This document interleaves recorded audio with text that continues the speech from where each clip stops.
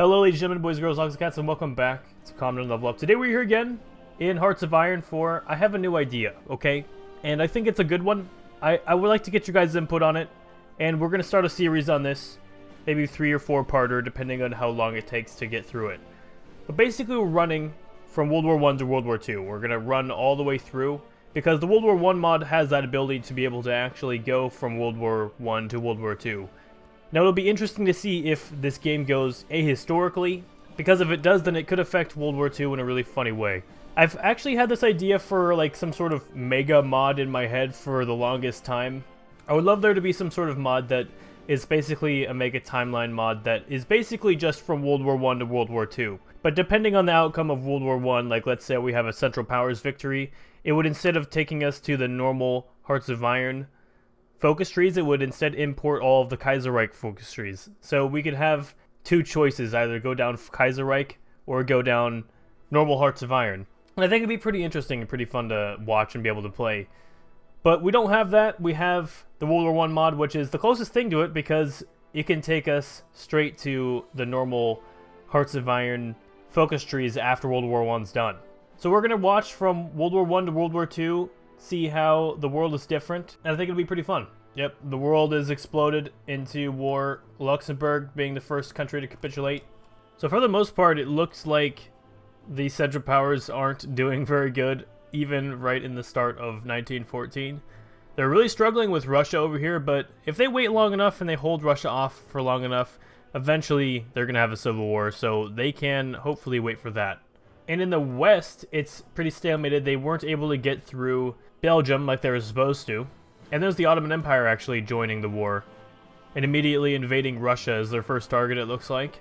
Looks like they are doing okay against Serbia, though. There's quite a few encirclements here. Even though there's a lot of French troops, they've captured Belgrade and they're moving in to Serbia quite quickly. Or quite slowly, but it's still happening. Germany has still managed to not get encircled in Prussia somehow, even though it's looking like it might happen at some point. They're holding on here. They've lost a lot of territory, but they're holding on, and eventually, like I said, the Russians are going to start doing very bad. Really quick while this is going on, thank you to all my patrons, Foosh, Rodney, Samuel Bjornsson, Jeremy Houston, and Infinitum Gamer. Thank you, everybody. If you'd like to become a patron of this channel to see more crazy, insane war video things that just don't make sense or just are crazy or really cool or spark your jimmies or whatever, make sure to go check out my Patreon. I'd really appreciate that. Bulgaria is just now preparing to join the Central Powers, which will probably knock Serbia out of the war officially because all of their troops are over here. The influx of Bulgarians flooding across the Serbian border is going to really mess them up, even though they did recapture Belgrade and they're actually pushing into Austria and Hungary right now. Just the surprise attack from the behind by Bulgaria will probably end them off. So Bulgaria has joined the Central Powers, and it looks like, oh, the Ottoman troops are flooding in. It looks like the Serbians and the French have not rushed to get to the Serbian-Bulgarian border.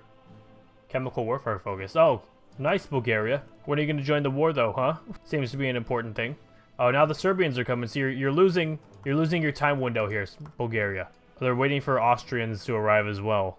Whoa, look at all these things that just popped up here. There's so many requests. And it looks like they joined anyways. Okay. So they've joined. They've clicked on one of these requests at the very least. Okay, thank God those are all gone. That was way too many. The Serbian divisions, yet again, are getting encircled up north. And then that's going to leave windows for German and Austrian troops to move down south. And the Bulgarian divisions are doing what they're supposed to be doing, which is encircling the Serbians as well. And trying to hold back the French, but it looks like the French are advancing, and they've actually encircled the Bulgarian over here. I don't think the Bulgarian divisions are that great right now. The east is going pretty badly for Germany, actually. I think they're still losing land. The Austrian front, they've gained land, but all around Poland and stuff, Warsaw and Prussia, it's pretty bad for Germany. Whoa, and the Italians and British have just broken Austria. No, I actually didn't realize Italy hasn't joined the Entente yet, so this is just a British naval invasion. And oh man, Austria actually needs to be really careful because claim German Africa. Okay. When Italy joins the Entente, it's going to be bad. They're going to need to put a lot of divisions on the border here, which they don't have right now.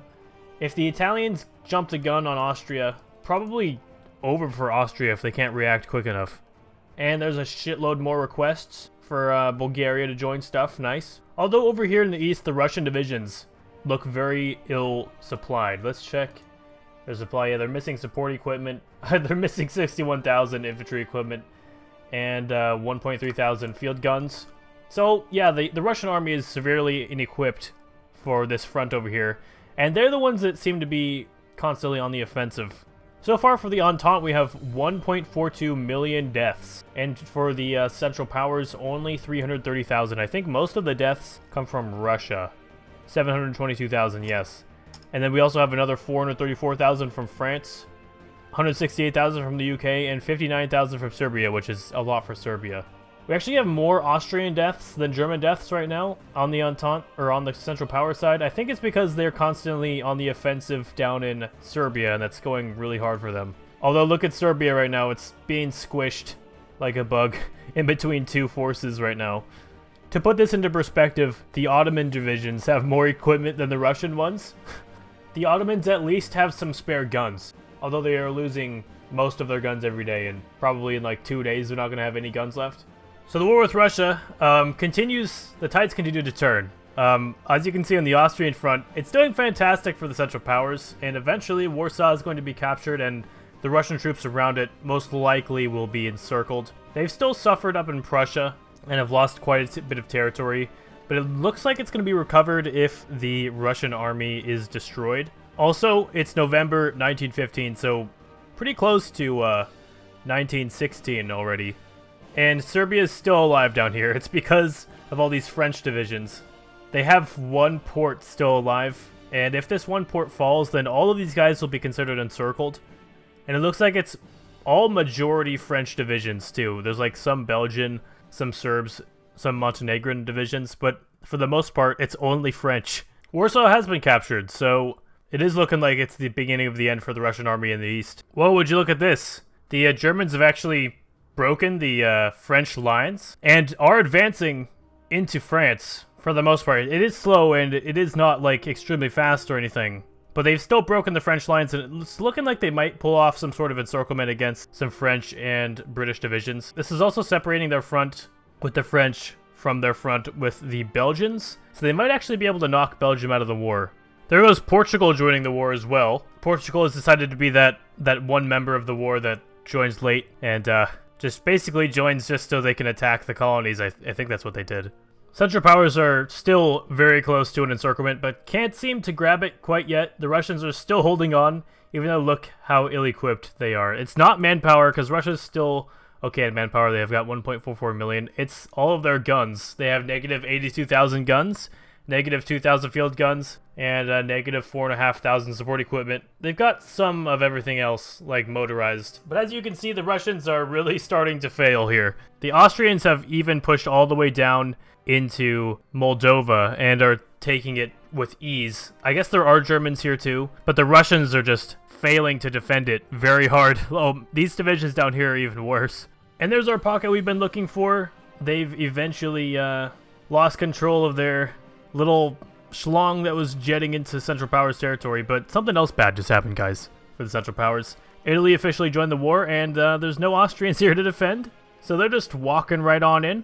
The Austrians were not expecting that, and it really does suck that they have not been able to finish off Serbia yet, because this front has actually been one of the deadliest fronts in the entire war.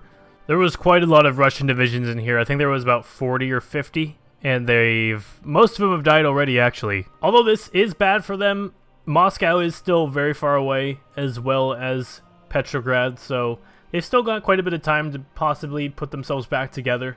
Italy is going to be a great distraction for them, and look, they've already taken Zara back.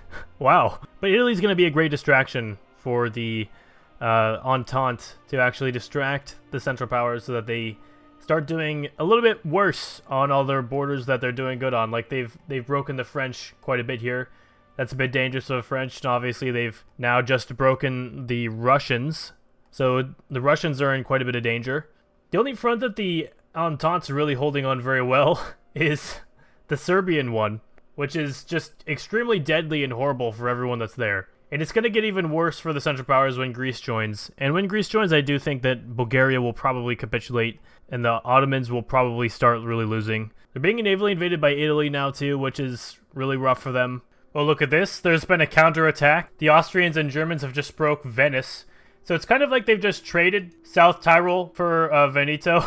Although this one is bad over here in Zara. The Italian troops advanced and captured quite a bit of land with some mountains on it, so it's going to be even harder for these divisions to push through. Wow, this completely 180'd over here in the Italian front. The Italian and French divisions that were breaking through Austria and Germany's lines are now almost completely encircled. Venice is captured, and there's troops as far south as Florence right now that are Central Powers allied. Although they are encircled, so it's probably not going to end very well for them. If Italy gets knocked out of the war, we could see a Central Powers victory on the horizon. It looks like these armies are about to be officially encircled, or they already are. These guys up here might already be encircled. I can't even really tell what's going on up here because of all the front lines. But they're about to break this one right here, and when this one breaks, it'll definitely, for sure, be all encircled. And that's most of the Italian army up here, I think. Yep, they're all encircled now. That's probably about 30 divisions that are just killed off on the Entente side. Bulgaria is now struggling with a naval invasion from Japan, actually, of all countries, over in Varna. Let's check casualties again. I'm just interested. Okay, France, we have 1.59 million. The UK, only 437,000. Russian Empire, 2.95 million. British Raj, 148,000. Italy, 229,000 already for just joining the war fairly recently. Then over here in the Central Powers, we have way less casualties. No one even near a million yet. German Empire, 692,000. Austria-Hungary, 381. Ottoman Empire, 187. And then the Bulgaria, 47. So, way less casualties on the Central Powers side so far. The Entente have just broken the Central Powers down here and the southern bit of the Ottoman Empire. This is bad because if the Ottoman Empire falls, they have a direct route through the behind of Bulgaria, and then they'll have a direct route up into Austria, possibly being able to capitulate them, and then into Germany. Germany can't fight two fronts. Okay, we've just had major peace deal, and the Ottomans are also dead. Mostly from the Empire of Japan, which is one of the best parts about it. So, the Central Powers troops are now all leaving. I don't know why the Soviet Union got to keep everything.